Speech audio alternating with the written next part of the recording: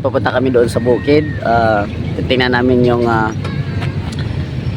pwede natin maitulong doon sa ating dalawang matanda para doon sa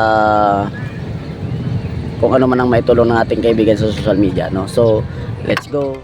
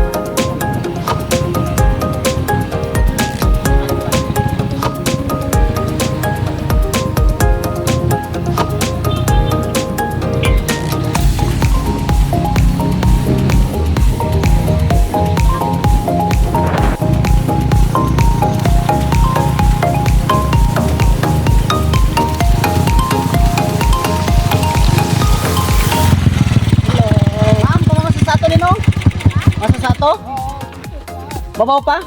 Layo pa, sir? So yun, malayo pa daw siya. Puntahan lang natin.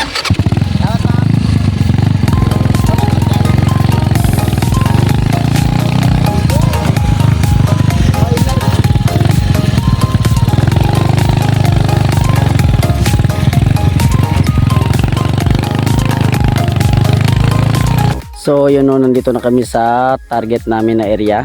Ayan, so kung makikita nyo, pababa siya, iniwanan na lang namin yung motor. So yan, iniwanan lang namin yung motor dyan kasi hindi na kaya. Medyo masikip na talaga yung daan. Ayan, hindi na kaya kasi pagka dadalhin namin, ito yung mangyayari. Ayan, so hindi na kaya dito, baka malaglag kami dito. Ayan, no. So yun yung bahay nila. Ayan, malapit na tayo, nandun na yung cameraman natin. So inawakan ko lang muna ito. Ayan. So malayo-layo na rin ito sa barangay, no? So mamaya-maya dadaan tayo sa barangay. Saka malapit na tayo doon sa acting target. Ayan. So dito yung sinasabi ko na sa kanila talaga na area, ito dito. So pwede rin dito sila magbabahay. Pero malayo-layo na rin yung bahay nila. Ayan yung matanda. So ayan, o.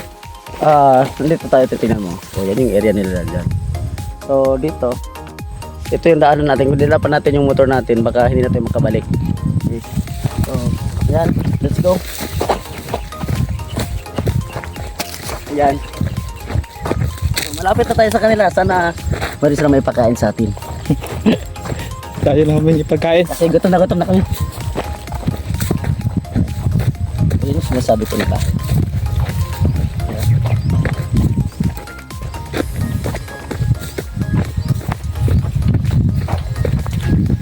So tingnan mo. Yan yung bahay nila, di ba?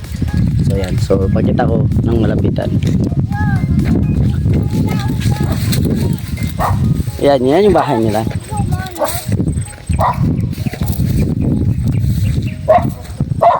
Ayan yung bahay nila, ayan.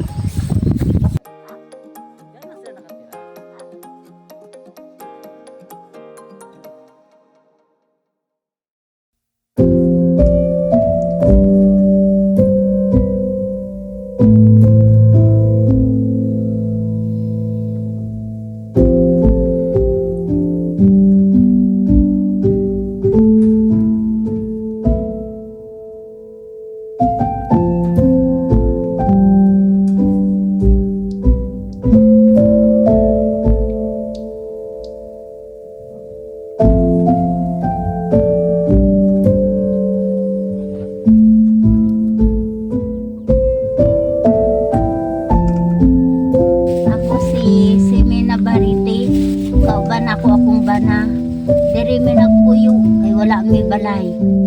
Wala mi kaya kaugalingon balay na mi pamilya pero na sila ay sariling pamilya.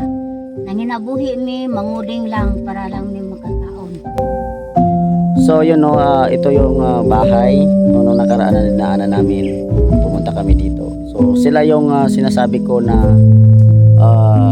dito lang nakatira sa kubo-kubo na to dahil gawa nung wala silang sariling bahay. No, may mga anak sila, malalaki na. Pero mayroon ng kanya-kanyang pamilya. So ang ikabubuhay nila dito ay yung pangunguling, no, ng pangunguling para lang sila makakain sa pang-araw, para matustusan yung pang-araw-araw nila. Nay mo tabang sa tuwa, salamat kayo. O walay mo tabang sa tuwa, salamat gyapon kayo. So moora to og daghang salamat sa nila para sa atin.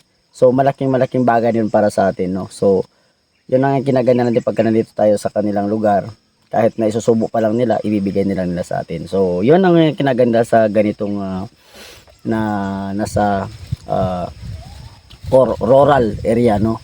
So hanggang lang, hindi natin patatagalin kasi parang paulan na at uwi pa kami nung pajensan pa kami. So baka maabotan kami ng ulan, hindi makakaakyat yung aming motor. Okay, no. So thank you and God bless us all. Ano masasabi nyo?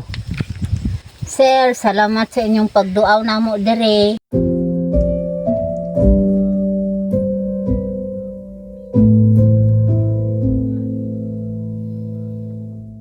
Before tayo mag-end, shoutout doon sa mga teams na